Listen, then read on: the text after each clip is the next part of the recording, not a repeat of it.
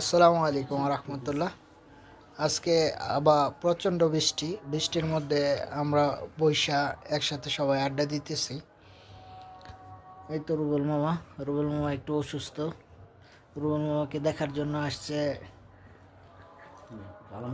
আমার শাহ আলম মামা, তারপর শাহ আলম মামার ফ্রেন্ড আছে রিয়াজ মামা, আছে তাহেরি, বক্কর চক্কর তাহেরি, সে একা একা খাইতেছে।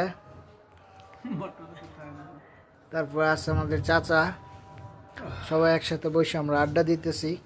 সবাই আমাদের জন্য দোয়া করবেন, আল্লাহ তাআলা যেন এই মিল মহব্বতরা সবসময় রাখে, কারণ প্রবাসের মাটিতে এটাই একটা শান্তি, সবাই একসাথে বসে আড্ডা দেওয়া।